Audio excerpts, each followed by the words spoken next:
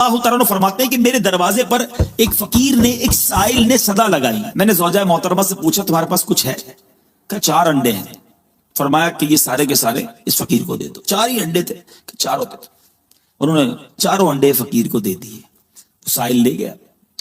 تھوڑی دیر گزری کہ دروازہ کھٹکھٹایا گیا اور اس دوست کی طرف سے انڈے کی ٹوکری آئی. بزرگ کہتے ہیں کہ میں نے اپنی زوجہ سے پوچھا اس میں کتنے انڈے ہیں؟ تو انہوں نے کہا 30. تو فرمایا تم نے تو 4 دیے تھے نا، آئے 30 ہیں. تو کہنے لگی کہ 30 انڈے اس میں پورے ہیں، سالم ہیں، 10 ٹوٹے ہوئے ہیں. جب دیے تھے نا تو اس میں 3 سالم تھے اور 1 ٹوٹا ہوا انڈا تھا. تو 3 سالم کے بدلے 30 پورے انڈے آئے. 1 ٹوٹا ہوا تھا تو 10 انڈے ٹوٹے ہوئے آئے. اللہ کی راہ میں بزرگان دین خرچ کرتے تھے اور ایسا صدقہ اخلاص کے ساتھ ہوتا تھا کہ انہیں یقین ہوتا تھا کہ ملٹیپلائی بائی 10 ہو کر آج ہی آنا ہے. صدقہ بہترین دینا چاہیے.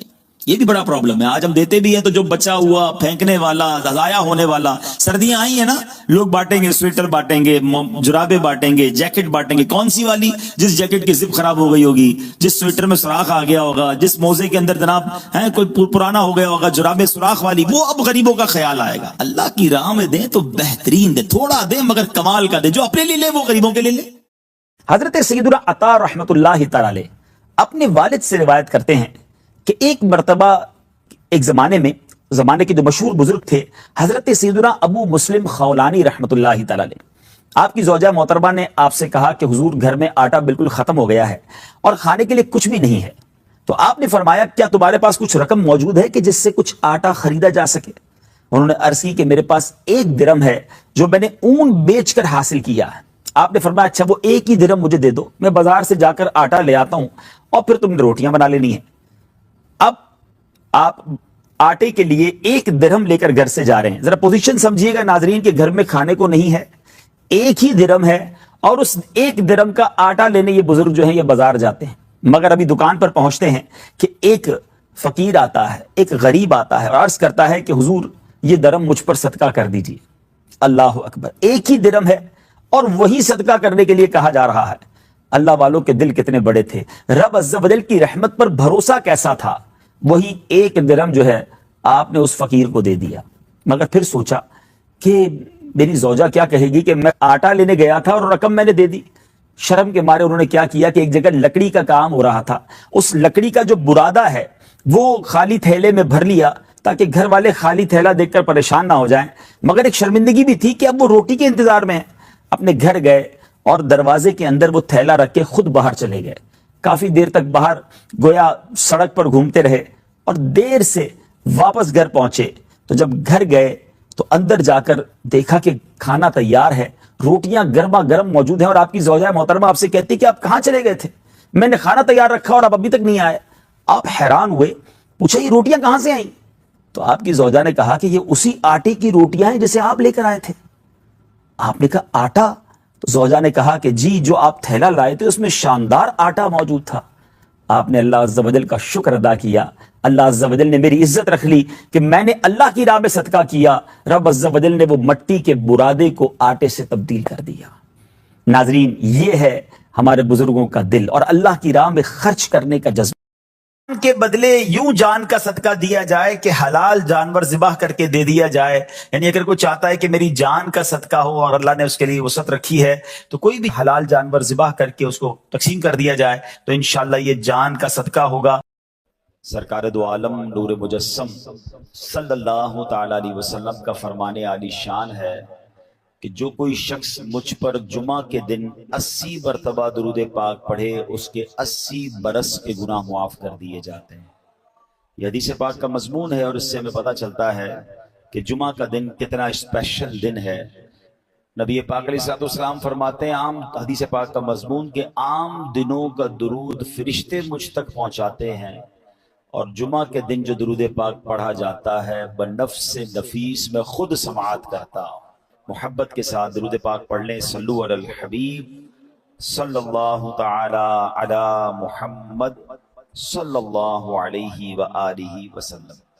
الحمدللہ پچھلے کئی جمعوں سے ہم کوشش کر رہے ہیں کہ قرآن مجید فرقان حمید کی ان آیتوں کو ہم بیان کرتے ہیں کہ جس میں رب کریم نے مومنین سے قرآن پاک میں براہ راست بات کی ہے یا ایہا الذین آمنو کہہ کر، اور الحمدللہ ہم نے نیت کی ہے کہ ہم ان تمام آیتوں کو بیان کر دیں، کم از کم ہم ان آیتوں کو تو سمجھیں جس میں رب نے ہم سے بات کی ہے، کیا فرمایا ہے۔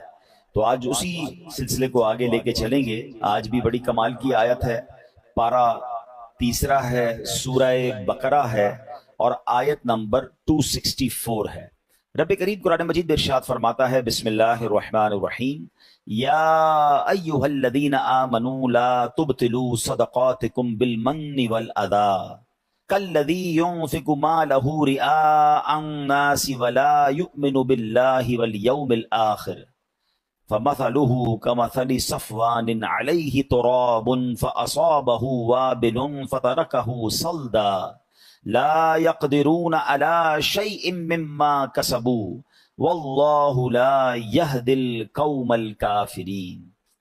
اس آیت کا ترجمہ، آسان ترجمہ قرآن کنز العرفان، اے ایمان والو احسان جتا کر اور تکلیف پہنچا کر اپنے صدقے برباد نہ کر دو اس شخص کی طرح۔ اب قرآن نے اس کو اور کہتے ہیں نا مثال کے ذریعے سمجھایا کہ احسان جتا کر اور تکلیف پہنچا کر اپنے صدقے باطل نہ کر دو اس شخص کی طرح جو اپنا مال لوگوں کے دکھلاوے کے لیے خرچ کرتا ہے اور اللہ اور قیامت پر ایمان نہیں لاتا، تو اس کی مثال ایسی ہے جیسے ایک چکنا پتھر ہو جس پر بٹی ہے تو اس پر زوردار بارش پڑی جس نے اسے صاف پتھر کر چھوڑا۔ ایسے لوگ اپنے کمائے ہوئے اعمال سے کسی چیز پر قدرت نہ پائیں گے اور اللہ کافروں کو ہدایت نہیں دیتا۔ یعنی ایک آیت، آپ یقین کریں صرف اس ایک آیت کو میں اور آپ سمجھ جائیں اور اس پر صحیح طریقے سے عمل کر لیں، زندگی آسان ہو جائے گی، ہمارے بہت سارے بڑے بڑے پرابلمز حل ہو جائیں گے۔ اب ذرا سمجھیے اس میں کیا سمجھایا گیا ہے۔ یہ صرف صدقہ و خیرات کے بارے میں تو بات کی گئی ہے، مگر آگے جو بات کی گئی اس نے ہمیں سمجھ لیں سارے اعمال میں اخلاص کتنا ضروری ہے، اللہ کی رضا کتنی ضروری ہے، یہ اللہ نے قرآن میں ہمیں سمجھا دیا۔ اب ذرا اس کو میں تھوڑا سا مزید اس کی تفسیر سمجھتے ہیں۔ ارشاد فرمائے، اس کا جو توضیحی معنی وہ کیا ہے کہ اے ایمان والو جس پر خرچ کرو اس پر احسان جتلا کر اور اسے تکلیف پہنچا کر اپنے صدقے برباد نہ کرو، کیونکہ جس طرح منافق آدمی لوگوں کو دکھانے کے لیے اور اپنی واہ واہ کروانے کے لیے مال خرچ کرتا ہے لیکن اس کا ثواب برباد ہو جاتا ہے، اسی طرح فقیر پر احسان جتلانے والے، اسے تکلیف دینے والے کا ثواب بھی ضائع ہو جاتا ہے۔ اس کی مثال یوں سمجھیے، اب قرآن نے خود مثال دی نا، جیسے ایک چکنا پتھر ہو، اس پر مٹی پڑی ہوئی ہو، آپ نے بھی دیکھا ہوگا پہاڑ اگر کوئی ایسا چکنا سا پتھر ہو اس میں مٹی پڑی ہوئی ہو تو اگر اس پر زوردار بارش ہو تو ساری مٹی غائب ہو جاتی ہے اور پتھر بالکل صاف ہو جاتا ہے۔ تو یہی حال منافق کے عمل کا ہے کہ دیکھنے والوں کو معلوم ہوتا ہے کہ یہ عمل بہت اچھا عمل ہے، لیکن روز قیامت وہ تمام عمل باطل ہو جائیں گے کیونکہ وہ رضائے الہی کے لیے نہ تھے۔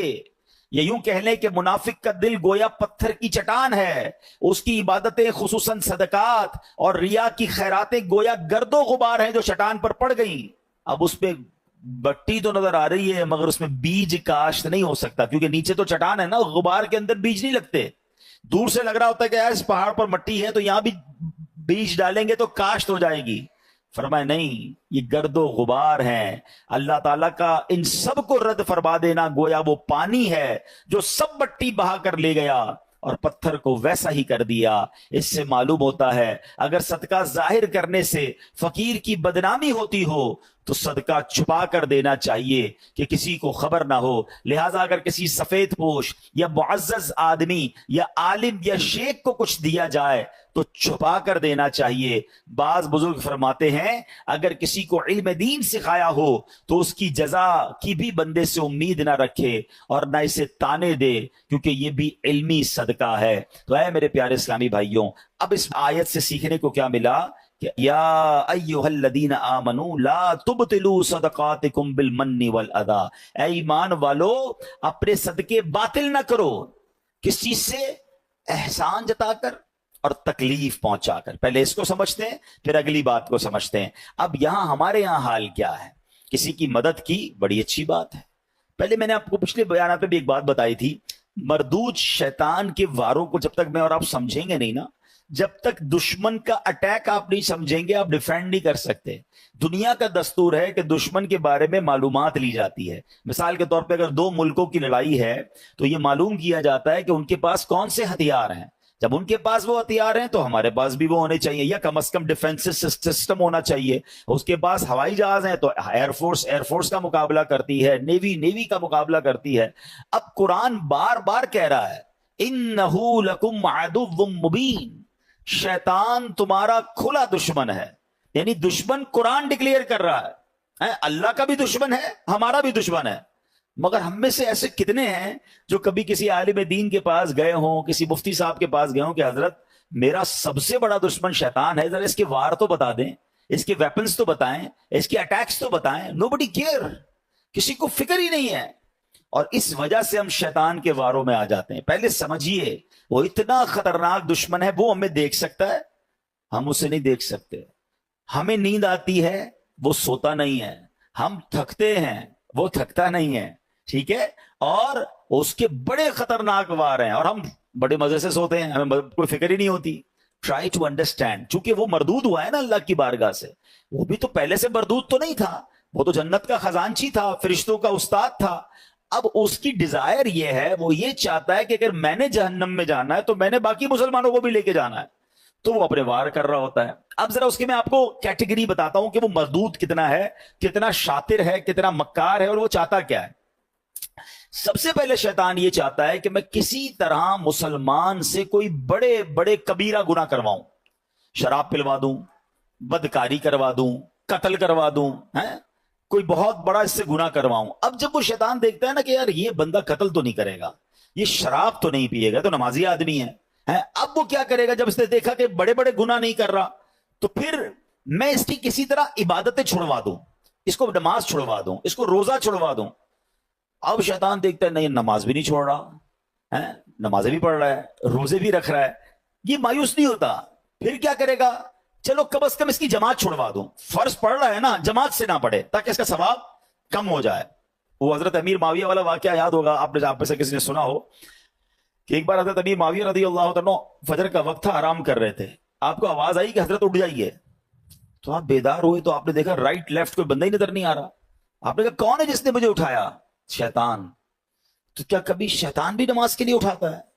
कि हजरत बात यह है कि कुछ दिनों पहले आप सोते रह गए थे, आपकी फजर की जमात चली गई, आपने बड़े आंसू बहाए, मैंने अल्लाह के फरिश्तों को सुना कि अल्लाह ने हजरत अमीर माविया रदी अल्लाह तआला की आहोजारी के सबब उन्हें 700 नमाजों का सवाब अता फरमा दिया। मैंने सोचा आपको उठा दूं, नहीं उठे तो आपने फिर रोना है, रो के फिर ज्यादा नमाजों का सवाब कमा लेना है, तो एक ही पढ़ लो, यही ठीक है। तो आप उसकी मक्कारी समझे कि वो ज्यादा सवाब ना मिल जाए मुझे, आपको वो हमारी जमात छुड़वा देगा। अच्छा, अब देखिएगा कि बंदा है बड़ा पक्का नमाजी, इसके नफल छुड़वा दो। आप देखिए शैतान क्या मक्कारी। हम में से कई ऐसे होंगे जो पहले नफल पढ़ते थे, अब नहीं पढ़ते, यार नफल ही है ना, फिर कहेगा यार इसकी सुन्नत मौक़िदा छुड़वाओ। दूसरा वार क्या होगा, सुन्नत गैर मौक़िदा। तीसरा वार होगा सुन्नत मौक़िदा। अब ऐसी बातें करने लग गए लोग, यार सुन्नत ही है ना, फर्ज तो नहीं है, फर्ज पढ़ लो भाई, बहुत है। तो अब आपकी सुन्नतें गई, फिर एक वक्त आएगा आपका वाजिब जाएगा, फिर शैतान आपके फर्ज पर अटैक करेगा। इम्यून सिस्टम समझे थे ना आप, कोविड में क्या था कि अपना इम्यून सिस्टम इतना मजबूत रखो कि कोविड वायरस अटैक ना कर सके। तो जिसका इम्यून सिस्टम मजबूत था उस पर वायरस अटैक नहीं कर पाता। आपका और मेरा इम्यून सिस्टम पता है क्या है, ये हमारी इबादतें हैं, हमारे पहले नवाफिल हैं। नफल पकड़ लो, तुम्हारा फर्ज मजबूत हो जाएगा, क्योंकि नफल पहले है, फिर सुन्नत है, फिर वाजिब, फिर फर्ज की बारी आएगी। शैतान नहीं कर सकेगा हमला। हमने नफल छोड़ दिए, सुन्नतें छोड़ दी, वाजिबात छोड़ दी, अब फर्ज पर अटैक होता है। अच्छा, फिर ये मरदूद क्या करता है, देखता है ना ये नमाजें छोड़ रहा है, ना ये रोजे छोड़ रहा है, अच्छा ये सदके भी नहीं छोड़ा। सदके पता है कैसे छुड़वाता है, दिल में खौफ डालता है, यार ज़कात दोगे तो पैसे कम हो जाएंगे, ज़कात के अलावा देने की क्या जरूरत है, ज़कात दे दी बड़ी बात है भाई, है अब क्या सदका देना, इतना महंगा जानवर कुर्बानी की करने की क्या जरूरत है। समझे इसके वारों को। अच्छा, इसके बाद भी ना किसी बंदे ने नमाज कम की, ना रोजा कम किया, ना तिलावत कम की, ना सदका कम किया, ये मरदूद फिर भी थकता नहीं है। अब क्या हमला, ये वाला हमला, सदका दे दिया ना, अब एहसान जताएगा, अब कहेगा बताओ तो सही लोगों को कि मैंने सदका दिया है। اب ریاکاری یہ سب سے خطرناک وار ہے جو لوگوں کو نہیں پتا. یعنی عبادت کر لی, اب شیطان چاہے گا یہ عبادت ضائع ہو جائے. ہے نا بڑی خطرناک بات کہ میں نے روزے بھی رکھے, میں نے نمازیں بھی پڑھی, میں نے تراویاں بھی پڑھی, میں نے صدقہ بھی دیا, میں جناب عبادت بھی کروں اور اس کے بعد میری عبادت بھی ضائع ہو جائے. یہ کتنی خطرناک بات ہے. مگر اس ویپن کو, شیطان کے اس چال کو کوئی سمجھنے کے لیے تیار نہیں ہے. پتا ہی نہیں ہے لوگوں کو کہ یار یہ بھی ہو سکتا ہے کہ بھائی صدقہ دے دیا, مسجد سے رسید مل گئی, اب یہ رسید مل گئی, صدقہ ان کو ریسیو ہو گیا, لیکن قرآن کہہ رہا ہے صدقے ضائع نہ کرو. اس کا مطلب میں نے پیسے دے کر بھی ضائع کر دیے. یہ کیسے ہو سکتا ہے؟ Null and wide.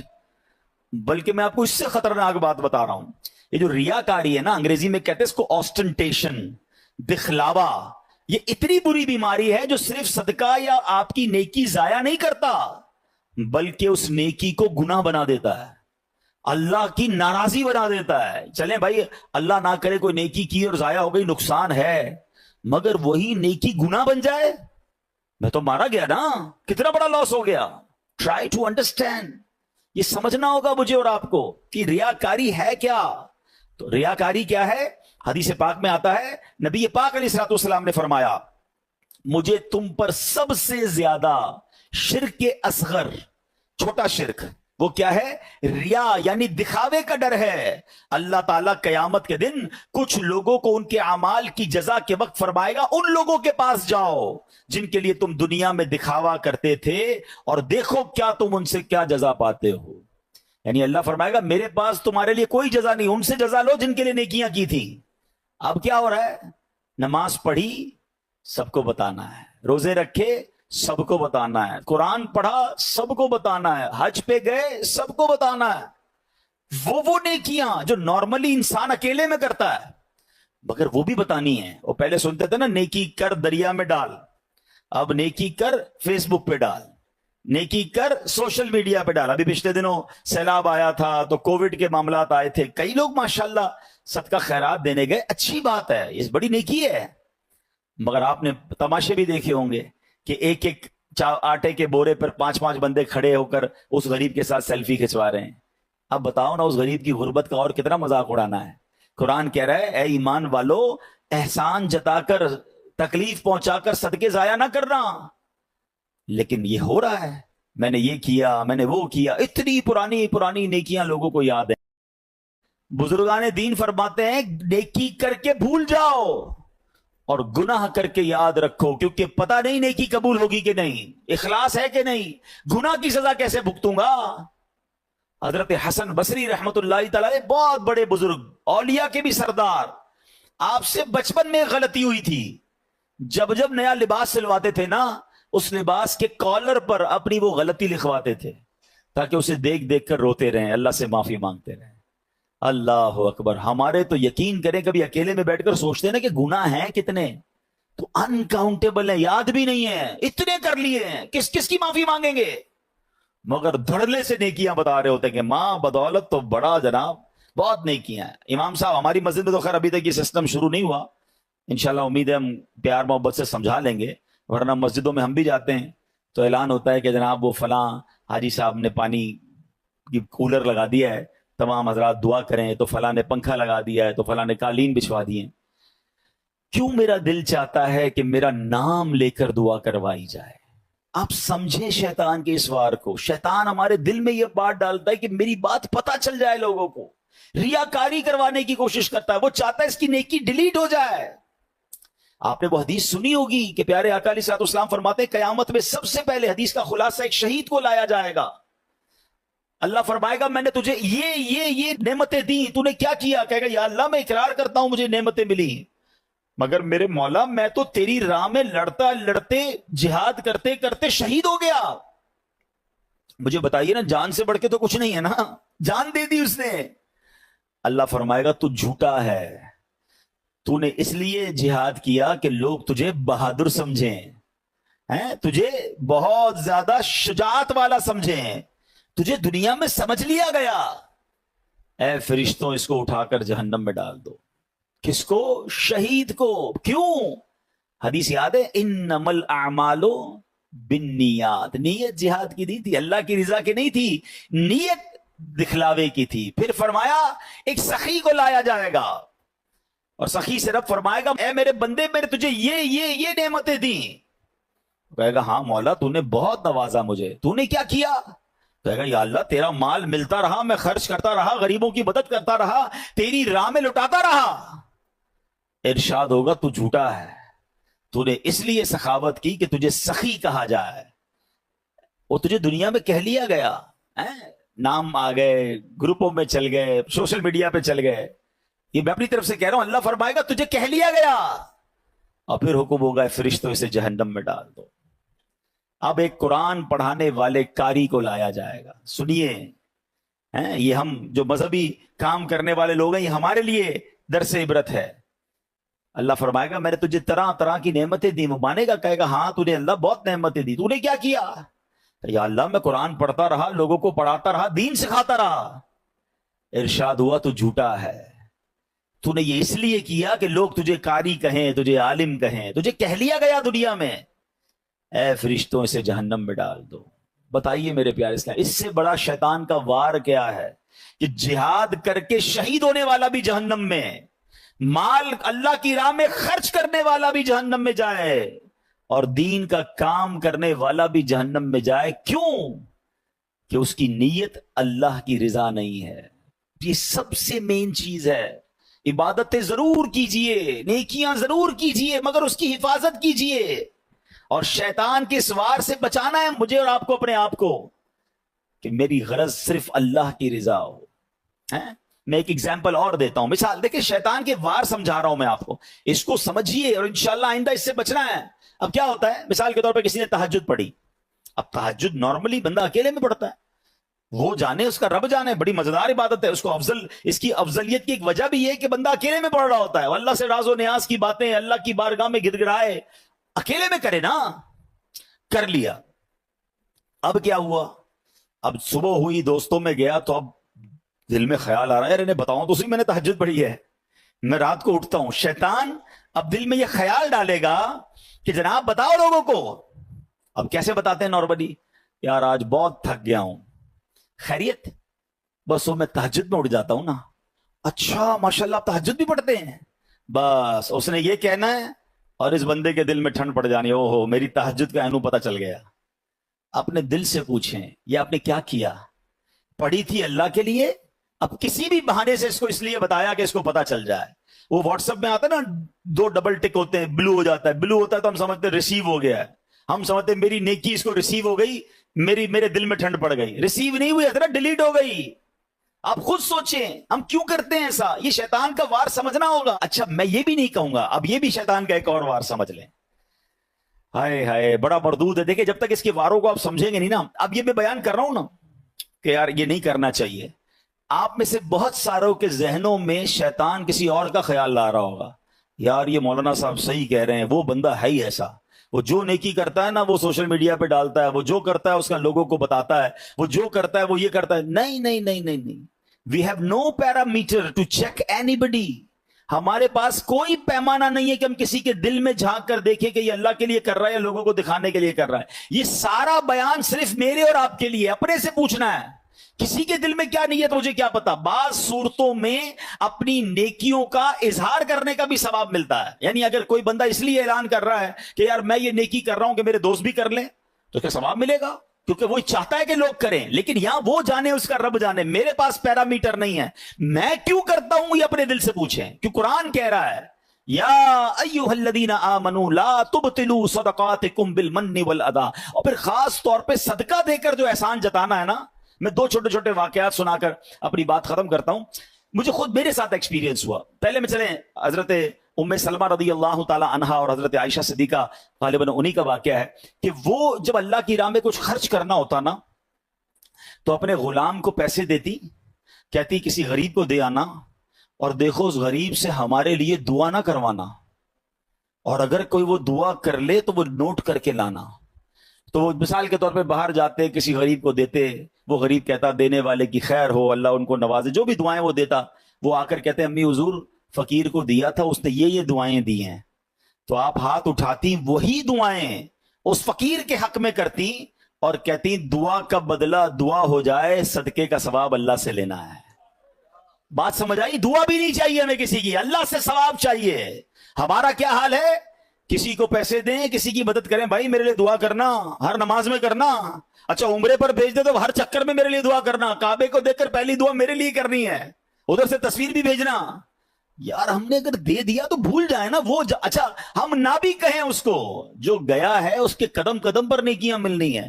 हम इंपोज क्यों कर रहे हैं कि ये बंदा मुझे बार बार प्रेज करे, बार बार मेरा शुक्रिया अदा करे, बार बार मुझे सलाम करे क्योंकि मैंने इस गरीब की मदद की है। मैं अपनी जिंदगी का एक वाकया आपको सुनाता हूं, कुछ अरसा पुरानी बात है।